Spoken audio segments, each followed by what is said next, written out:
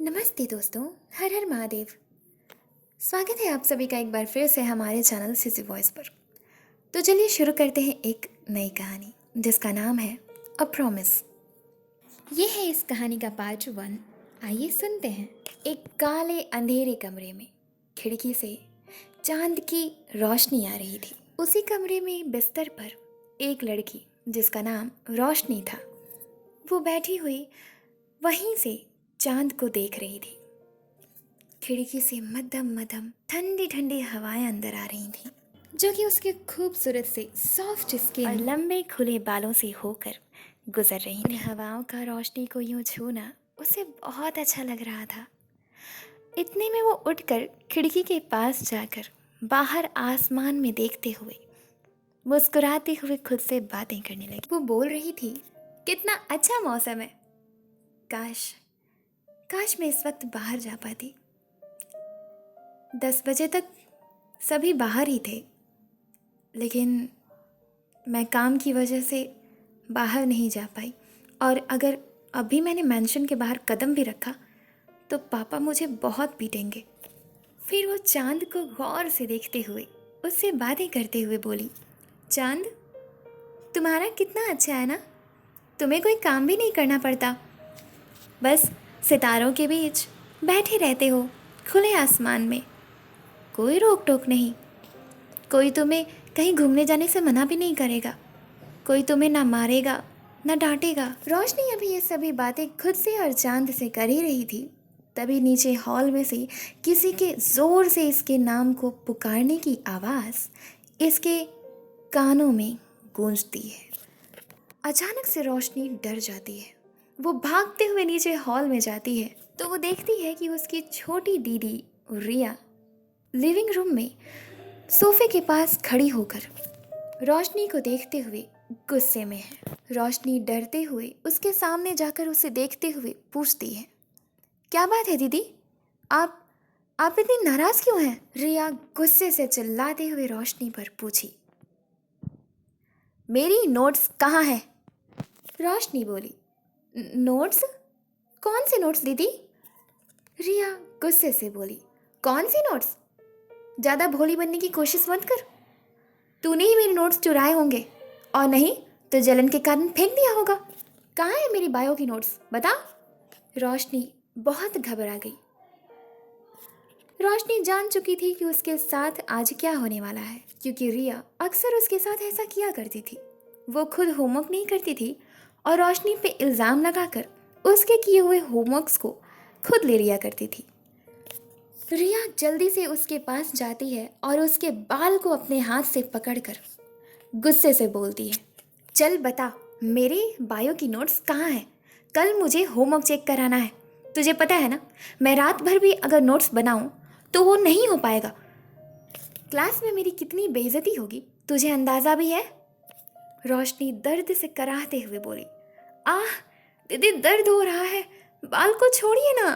वो उसके बाल को और जोर से पकड़कर गुस्से से बोली, दर्द हो रहा है तुझे, हाँ? तो और ले। फिर वो उसके बाल को जानबूझकर और जोर से पकड़ लेती है। रोशनी को और भी ज्यादा दर्द होने लगा। वो दर्द से कराहते हुए बोली, मुझे मुझे नहीं पता है कि आपका नोट्स कहाँ है। मैं तो खुद काम में लगी हुई थी। तभी वहाँ रोशनी की आवाज़ सुनकर उसकी माँ अपने कमरे से सीढ़ियों से नीचे आई। वो आते ही उन्होंने रिया को ज़ोर से डांटा, जिसके कारण रिया ने रोशनी के बालों को छोड़ दिया और फिर अपनी माँ को सफाई देते हुए उनकी तरफ मुड़कर बोली, देखो मॉम, ये लड़की ना मेरे नोट्स को हर बार ऐसे ही करती है। मेरे नोट्स को हमेशा छुपा दिया करती है। आपने देखा था ना, पिछली बार इसके कमरे से नोट्स मिला था ना मेरा। अब मैं इसे नोट्स पूछ रही हूँ तो ये इधर उधर की बातें कर रही है। मेरा नोट्स अभी थोड़ा सा बनाना बाकी है और वक्त भी मेरे पास कम है। मॉम, बोल दीजिए इसे, प्लीज़ कहिए इससे कि ये मेरे साथ ऐसा व्यवहार ना किया करे, वरना इससे इसकी नोट्स मंगवाइए मुझे। तब रिया की माँ ने रोशनी को देखा और बोली, रोशनी, तुमने सचमुच में इसकी नोट्स ली है यार? तब रोशनी आंखों में आंसू लिए अपनी माँ को देखते हुए मासूमियत से बोली, नहीं माँ, मैं इनका नोट्स नहीं जानती। तब रिया की माँ, जिनका नाम कस्तूरी है, वो रिया को देखते हुए बोली, ये तो कह रही है कि इसने तुम्हारे नोट्स नहीं लिए हैं बेटा। रिया चिढ़ते हुए बोली, ऐसी कोई बात नहीं है। क्या कोई चोर चोरी करके बोलता है माँ कि उसने चोरी की है? ये लड़की ज़रूर झूठ बोल रही है, तुम्हें बेवकूफ़ समझ रही है ये। रोशनी बोली, नहीं दीदी, मैं ना ही माँ को ऐसा समझती हूँ और ना ही मैं झूठ बोल रही हूँ। मेरी बात का यकीन क्यों नहीं करती हैं आप? आप कैसे कह सकती हैं कि मैं आपके नोट्स को चुरा लूँगी? क्या फ़ायदा होगा मुझे आपके नोट्स को चुरा कर? रिया बोली, वही जो तुझे हमेशा होता है। मैं अपनी क्लासेस में नोट्स नहीं दिखाऊंगी तो प्रोफेसर मुझे डांटेंगे और बोलेंगे अपनी बहन से कुछ सीखो, तुमसे छोटी है लेकिन पढ़ने में बहुत तेज़ है। अपने आप को क्या तुम बहुत ज़्यादा हूर की परी और बहुत तेज़ समझती हो? रोशनी कुछ नहीं बोली, चुप हो गई। कस्तूरी बोली, रोशनी, अगर तुमने इसकी नोट्स ली हुई है तो दे दो ना, झगड़ा किस बात का? रोशनी अपनी माँ के पास जाकर बोली, माँ, आपको लगता है कि मैं नोट्स इनका चुरा सकती हूँ? मैं चोरी कर सकती हूँ, आपको ऐसा लगता है माँ? तब उसकी माँ उसकी आंखों में देखते हुए बोली, बेटा, मैं जानती हूँ कि तुम चोरी नहीं कर सकती। शायद तुम्हें कोई काम होगा इनके नोट्स से। अगर तुम ली हुई हो तो दे दो, ये गुस्सा नहीं करेगी अब। रोशनी कस्तूरी से बोली, माँ, आप कैसे कह सकती हैं कि मैं मैं कैसे दूँ? आप ही बताइए ना। मेरे पास कोई नोट्स है ही नहीं, तो मैं दूँ क्या इन्हें? रिया बोली, ठीक है, तेरे पास मेरे नोट्स नहीं है ना? ठीक है, अपना बैग लेके आ, जा।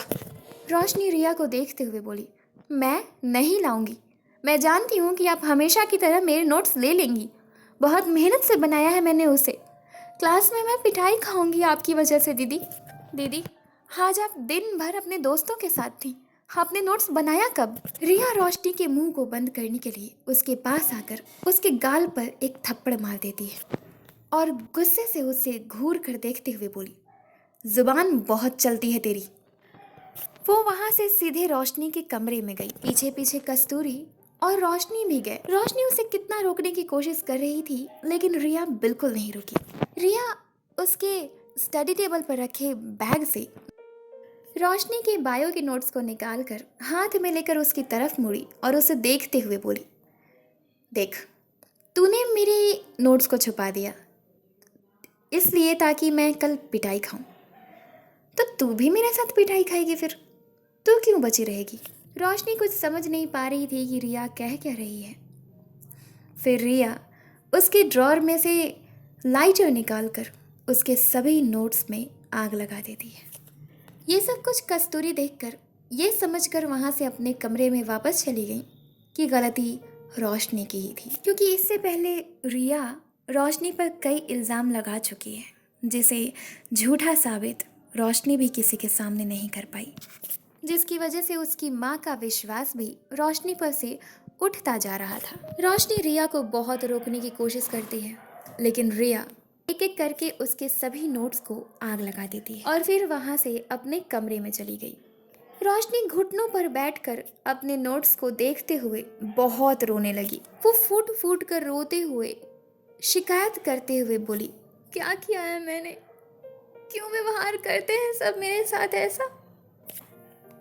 वो बहुत ही ज़्यादा डिप्रेस्ड होकर बोली, जब मेरे साथ ऐसा ही व्यवहार करना था तो मुझे उठाकर लाया ही क्यों? मर जाने दिया होता उसे समंदर में डूबकर, जिसके किनारे से मुझे उठाकर लाया। एहसानों तले दबाते रहते हैं सब मुझे, क्यों? और आज तो माँ, आपने भी मेरा यकीन नहीं किया। आप कैसे सोच सकती हैं कि आपकी रोशनी ऐसी नीच हरकत कर सकती है? मैं मंदिर में से तो आपसे पूछे बगैर प्रसाद तक उठा के नहीं खाती। मैं दीदी की नोट्स क्यों लूँगी? मेरी सारी मेहनत बर्बाद कर दी उन्होंने। अब मैं कल क्या दिखाऊंगी? एग्ज़ाम्स में क्या लिखूंगी? कैसे तैयारी करूंगी? मेरे पूरे साल का नोट्स जला दिया एक पल में। वो यही सभी बातें सोचते हुए रोते हुए फर्श पे ही बैठ गई। ठंड का दिन था। उसने बस एक सिंपल से टी शर्ट और नीचे लोअर पहन रखी। लेकिन अजीब बात ये थी कि रोशनी को ठंड बिल्कुल नहीं लग रही थी। रोशनी जब छोटी सी बच्ची थी तो वो किसी एक छोटे से टोकरे में रखी हुई समंदर के किनारे कस्तूरी जी को मिली जब वो अपने तीनों बच्चों के साथ बीच पर शाम के समय घूमने गई थी।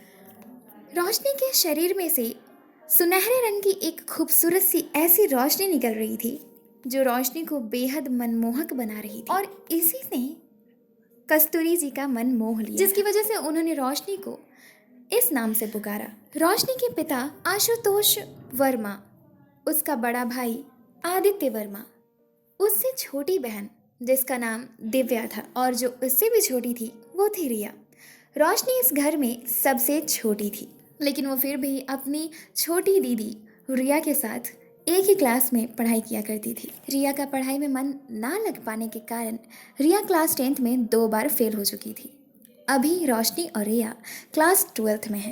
रोशनी इतनी ज़्यादा खूबसूरत है कि उसे अगर एक बार गलती से भी कोई देख ले तो उस पर से तो नज़र ही ना हटा पाए। रोशनी के नोट्स फर्श पर जल रहे थे और उसकी आंखों से आंसू बह रहे थे। वो अब शांत हो चुकी थी क्योंकि पिछले 18 सालों से उसने इतने दुख ही सहे कि अब वो सभी चीज़ें उसके लिए असहनीय हो रही थी, और इसी वजह से अब वो पूरी तरीके से डिप्रेस्ड हो चुकी थी। वो गुस्से से खड़ी हुई और अपने कमरे की हालत को तुरंत बिगाड़ दिया और खिड़की के पास बाहर की ओर देखते हुए आंखों में आंसू लिए शांत खड़ी हो गई। उस पर चांद की रोशनी पड़ रही। चांद की रोशनी उस पर पड़ते ही उसमें से सुनहरे रंग की रोशनी निकलनी शुरू हो गई। उस कमरे में पहले अंधेरा था, लेकिन चांद की रोशनी और रोशनी के बॉडी से निकल रहे सुनहरे रंग की रोशनी ने मिलकर उस कमरे को सुनहरे रंग में भर दिया था। रोशनी अपने दिमाग में अपने बीते हुए दिनों को याद करते हुए सोच में डूबी हुई थी, जिसके कारण उसने ये खूबसूरत नज़ारा नहीं देखा। रोशनी फिर खिड़की से नीचे देखी, दिमाग में ये सोचकर कि वो सुसाइड कर ले, सारी प्रॉब्लम ही सॉल्व हो जाएगी। लेकिन फिर उसने मन में सोचा, अगर मैंने सुसाइड कर लिया तो परिवार का ध्यान कौन रखेगा, ख्याल कौन रखेगा। दिव्या दीदी और रिया दीदी तो पढ़ाई में रात दिन बिजी रहती हैं, माँ का और पापा का भैया का ध्यान कौन रखेगा। और फिर श्याम भैया अकेले तो काम नहीं कर पाएंगे ना, वो बहुत थक जाएंगे। रोशनी इतना सोचकर रोते हुए दौड़कर अपने बेड पर आकर लेट जाती है। चांद की रोशनी से बाहर आते ही उसके बॉडी की चमक खत्म हो जाती है। रोशनी डिप्रेशन के कारण गुस्से में अपने बाल को हाथ से नोचती है। उसका जी कर रहा था कि वो खुद को चोट पहुंचाए या खुद को अभी और इसी वक्त खत्म कर दे। उसे तो अपने जन्म तक लेने पर गुस्सा आ रहा था। वो गुस्से से बोली, हे नारायण, आपने क्यों जन्म दिया मुझे?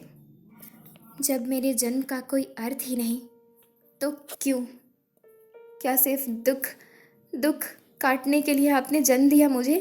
क्या मैंने इतना बुरा कर्म किया कि बचपन में ही आपने मेरे परिवार को छीन लिया और मुझे किसी और के हाथों पलने और बढ़ने को दे दिया? मैंने तो अपने माता पिता भाई बहन किसी को नहीं देखा है।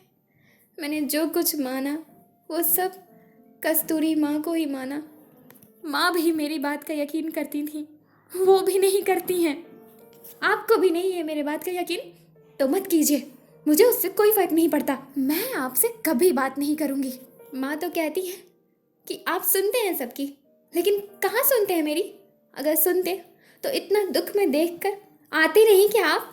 क्या मुझे इस दुख से निकाल नहीं सकते आप? या फिर आपको मुझे दुख देकर अच्छा लगता है? बताइए ना। अब आपके अलावा और कौन है मेरा नारायण? प्लीज़ प्लीज़ कुछ कीजिए। मेरे लिए सब कुछ असहनीय हो रहा है, मुझसे बर्दाश्त नहीं हो रहा। अगर आपने कुछ नहीं किया ना तो मैं आत्महत्या कर लूँगी, जिसके जिम्मेदार आप होंगे। इतना कहकर वो अपने बेड पर पीछे की तरफ से लेटे हुए ही आंखें बंद कर लेती और रोते रोते ही सो जाती है। थोड़ी ही देर में सभी सो चुके थे। सुबह के 4 बजे थे।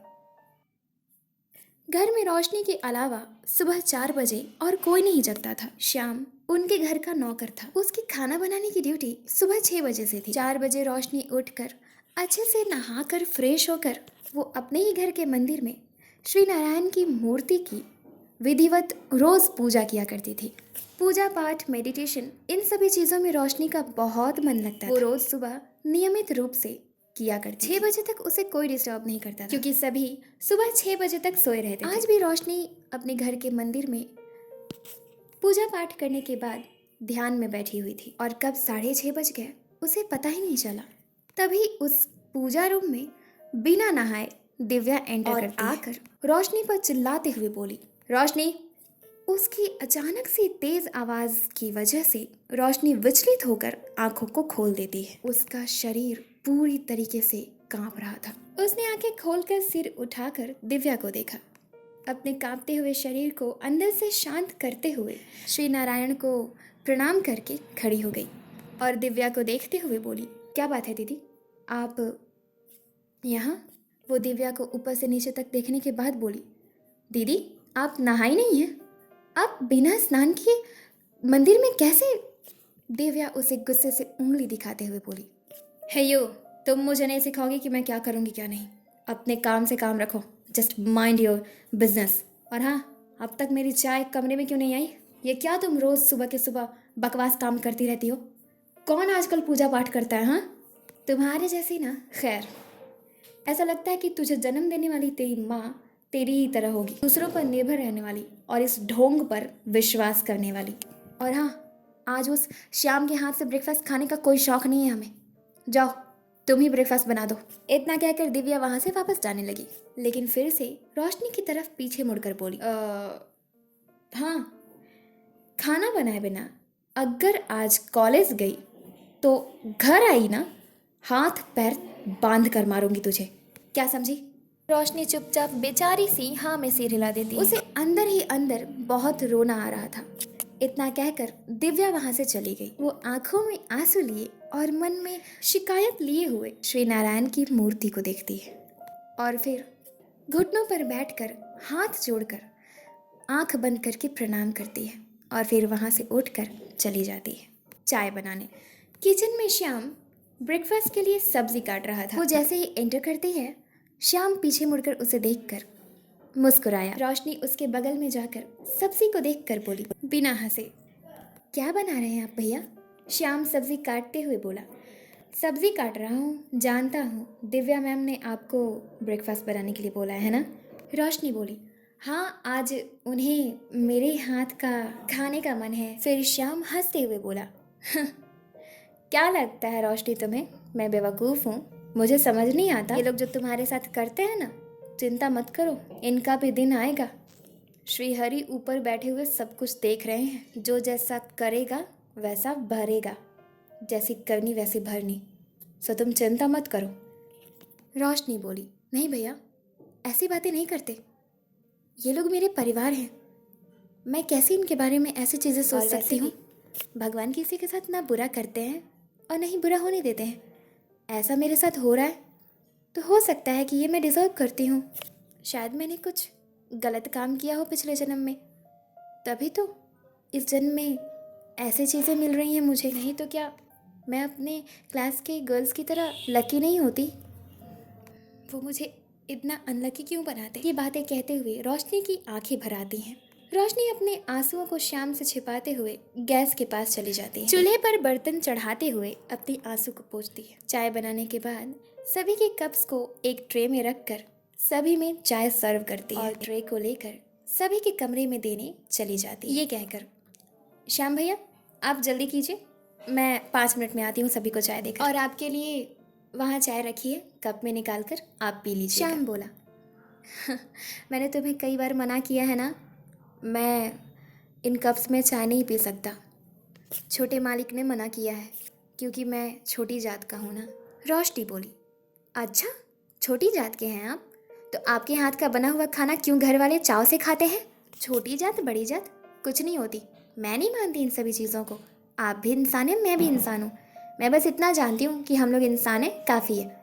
अब चुपचाप से वो चाय पीजिए, लेकिन अगर आपको डर लग रहा है तो आप एक काम कीजिए, उस चाय को जल्दी से ख़त्म कीजिए मेरे आने से पहले, ठीक है? श्याम कुछ बोलने के लिए मुंह खोला, लेकिन वो कुछ बोल नहीं पाया और रोशनी वहाँ से ट्रे को लेकर सभी के कमरे में देने चली गई। वो ऊपर सबसे पहले अपनी माँ के कमरे में गई, उसके पिता भी सो रहे थे।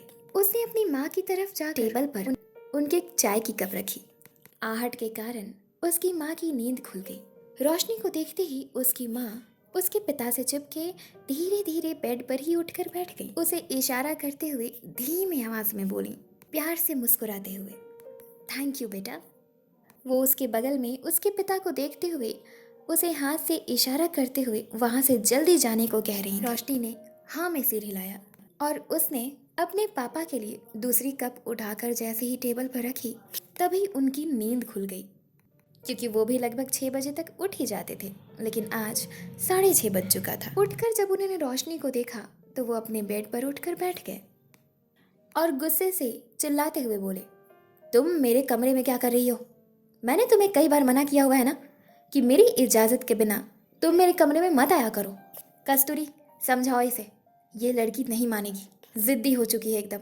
कुछ भी कहो, इस कान से सुनकर उस कान से निकाल देना। रोशनी चुपचाप बेड से दूर खड़ी हो गई और सिर झुकाकर अपने पापा को बोली, आई एम सॉरी पापा, दिव्या दीदी ने कहा था कि पापा और माँ को चाय देकर आ जाओ, बस इसलिए आ गई। आशुतोष बिना उसकी बात का कोई रिएक्शन दिए बेड पर से उठा और बाथरूम की तरफ जाते हुए बोला, आप जल्दी से मेरे कमरे से जाओ।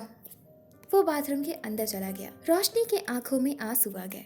ये देखकर कस्तूरी अपने बेड से नीचे खड़ी हो गई और रोशनी के पास जाकर बोली, आओ बेटा, बेड पर बैठो ना। उसके हाथ से वो ट्रे लेकर वो टेबल पे रख देती हैं और उसके सिर को सहलाते हुए उसे बेड पर बिठाती हैं। उसके बगल में खुद बैठकर बोली, बेटा, ये तुम्हारे पापा हैं, इनकी बात का बुरा मत मानना। तुम तो जानती हो ना, बचपन से ही नहीं देखा है तुमने, ये तो हर किसी के साथ ऐसे ही रिएक्ट करते हैं ना बेटा, तुम बुरा मत मानना इनकी बात का, ठीक है? रोशनी मासूमियत से नीचे सिर झुकाकर हाँ में सिर हिलाती है। तभी आशुतोष बाथरूम से बाहर आ जाता है। वो बाथरूम के गेट को बाहर से बंद करके जैसे ही बेड की तरफ देखता है, बेड पर बैठी रोशनी पर पड़ी। वो वहीं खड़ा गुस्से से लाल होकर रोशनी पर जोर से चिल्लाता है, रोशनी, तुम्हारी हिम्मत कैसे हुई मेरे बेड पर बैठने की? वो ऐसा बोलते हुए रोशनी के पास गया और जोर से उसके बाजू को पकड़कर उसे जमीन पर फेंक दिया। रोशनी की माँ कस्तूरी ये सब देखकर गुस्से से खड़ी हो गई और फिर आशुतोष को बोली, ये सब क्या है आशुतोष? बच्ची है वो अपनी, ऐसे कौन बिहेव करता है अपनी बच्ची के साथ? आशुतोष कस्तूरी पर चिल्लाते हुए, तुमसे मैंने कई बार कहा है कि इस रोशनी को ना मेरे कमरे में आने दो और ना ही मेरे आसपास भटकने दो, और तुमने उसे उस बेड पे बिठाया जिस पे मैं सोता हूँ। बस अब नहीं चलेगा, ये सब नहीं चलेगा कस्तूरी। तुम इसे समझा दो, ये मेरे कमरे में मेरे परमिशन के बगैर अगर घुसी तो या तो इस घर में ये रहेगी या मैं, क्योंकि तंग आ चुका हूँ मैं इस लड़की को 18 साल से सहते सहते। सोच रहा हूँ कि जल्दी से इस लड़की की शादी करा दूँ किसी लड़के से, ताकि बोझ उतरे मेरे सिर पर से। एक बोझ बनकर बचपन से आई है मेरे सिर पर। तुम्हें ये शौक था उठा कर लाने का। बहुत मनमोहक है ये, यही कहकर लेके आई थी ना तुम इसे। दरअसल मिस्टर आशुतोष वर्मा इस शहर के सबसे बड़े बिजनेस, फिर भी अपनी छोटी बेटी रोशनी को एक बोझ समझते थे अपने ऊपर, क्योंकि उसे कस्तूरी जी ने जन्म नहीं दिया था। कस्तूरी उसे देखते हुए शांति से बोली, क्या हर्ज है, क्या किया है इसने? क्या अपने बच्चे बेड पर नहीं बैठते? क्या दिव्या, रिया और हमारा बेटा ऐसे बेड पर नहीं बात करता है अपनी बेटी से? आशुतोष बोला, बात की बात कर रही हो तुम?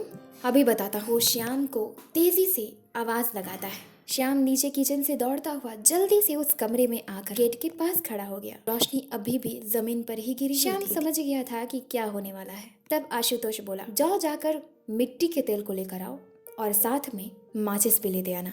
आशुतोष श्याम की तरफ बिना मुड़े बोला। श्याम किचन की तरफ भागता हुआ चला गया। इधर आशुतोष अपने बेड के कंबल और बेडशीट को उठाकर नीचे फर्श पे फेंक देता है। ये सब कुछ देखकर रोशनी की आंखें भर आईं। उसकी आंखों से आंसू रुक ही नहीं रहे। वो सिसक कर रोने लगी।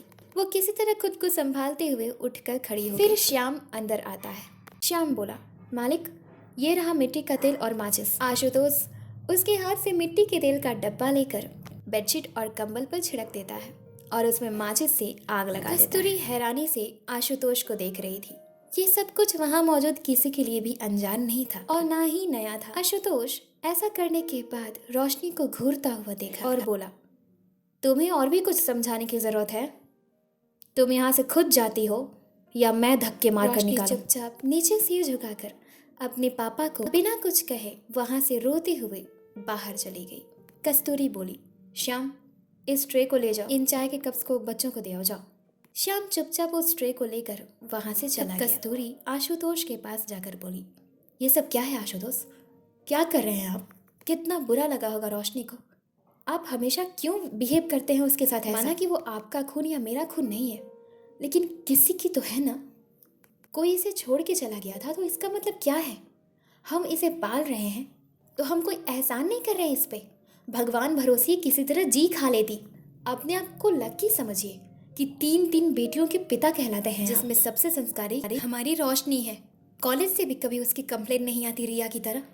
दिव्या की तरह आवारागर्दी नहीं करती फिरती है वो, और हमारे बेटे की तरह सबके साथ राक्षसों की तरह व्यवहार करते नहीं फिरती। आशुतोष उस पर गुस्सा करते हुए बोला, तुम अपने बच्चों को इग्नोर कर रही हो। क्या रखा है उस रोशनी में? पहली बात कि पता नहीं किस कास्ट की होगी, और दूसरी बात कि पराई धन है। क्या देगी वो तुम्हें, बताओ? ज्यादा लेक्चर मत झाड़ो मुझे। उससे कह देना दोबारा वो मुझे अपनी शक्ल ना दिखाए।